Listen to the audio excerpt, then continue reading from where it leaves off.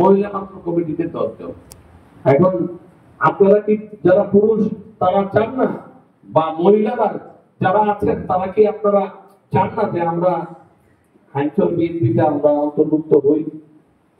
আপনারা স্কুলের শিক্ষার্থী যারা আছে, কলেজের শিক্ষার্থী যারা আছে, তাদেরকে অন্তর্ভুক্ত করেন, তাদেরকে কাজে লাগান,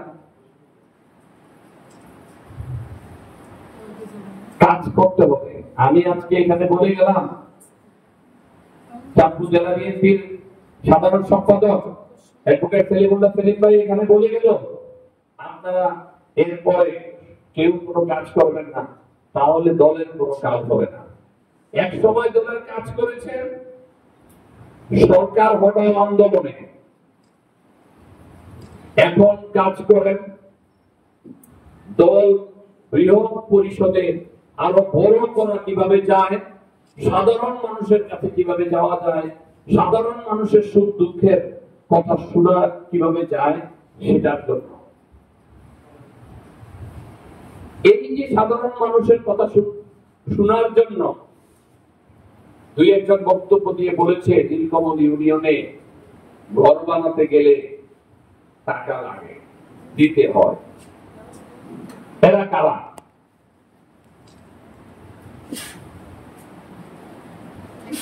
এরা কারা? তার মানে যদি তাদেরকে টাকা দিতেই হয়, আর প্রেসিডেন্ট সেক্রেটারি যদি ওখানে না জেনে থাকে বা জেনেও যেন না জেনার ভাব করে, তাহলে তাদের কি ওই জায়গায় থাকার কোন প্রয়োজনীয়তা আছে কি? আছে? হাইচর থানার সাধারণ সম্পাদক বললেন যে থানার প্রয়োজনীয়তা নাই। তাহলে আজকে আপনারা নীলকমল ইউনিয়নের কমিটি স্থগিত ঘোষণা করেন।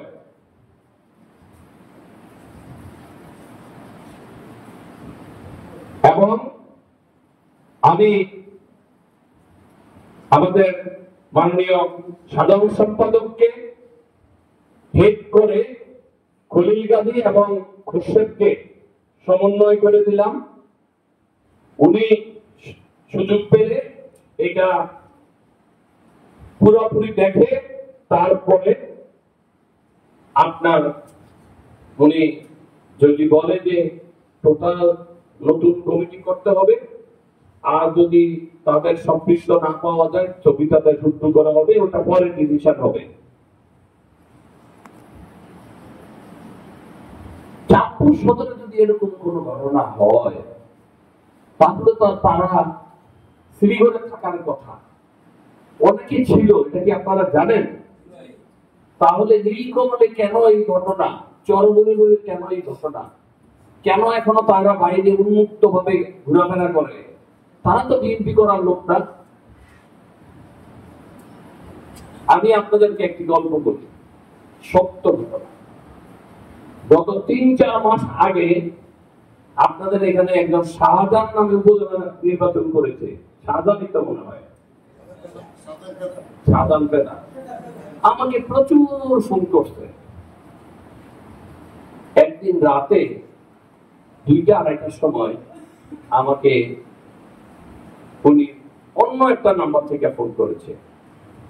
রাতের ফোনগুলো আমি ধরি, কারণ ওইগুলা বিপদে পড়ে সেটার জন্য ফোন করছি।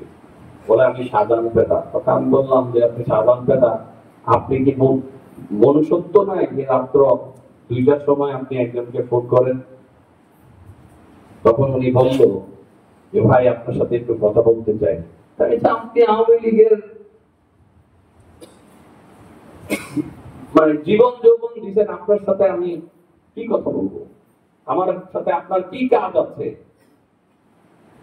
বলছে যে ভাই আমাকে আপনি একটু বাঁচান।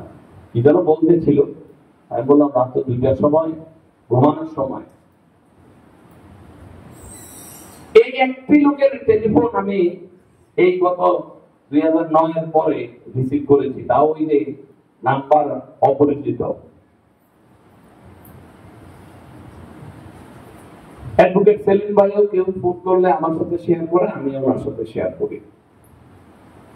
আপনারা প্রথম দিকে মনে করেছিলেন যে আওয়ামী লীগের অনেক নেতারা মনে হয় যে কোন মামলা মোকদ্দমায় পড়ে না, তারা আলিশান ভাবে থাকবে, তারা পোলাও কুরমা ঘরে বৈশা খাবে।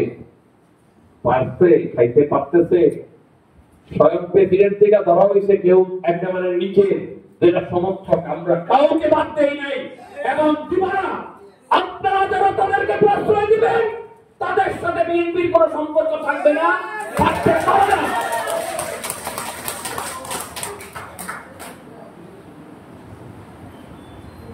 বিএনপি এত বড় বিষয় যে বিএনপির ভোটের অপেক্ষায় 2009 সালে যখন নির্বাচন হয় তখন আমিও খুব নমিনেশন চেয়েছিলাম, বা ধানের শীষে থেকে আমাদের জিও ফজলুল্লাহকে নমিনেশন দিয়েছিল। ইলেকশনের দিন আমরা চেয়েছিলাম যে হাইঞ্চলের ভোটের রেজাল্ট কখন আসে। ওই দিন তো আমরা বুঝি নাই যে মঈনুদ্দিন ফখরুদ্দিনের সেটাও একটি প্রক্রিয়াগত ইলেকশন ছিল, সাধারণ ইলেকশন ছিল। তখন আমরা ওই দিন বুঝতে পারি নাই। তা আমরা আমি ব্যক্তিগতভাবে পরে বুঝেছি, বিভিন্ন আলামত আমাদের কাছে আসছে। এখন তো বুঝেই যায় স্পষ্ট যে ওইটাও একটা পাতানো ইলেকশন ছিল।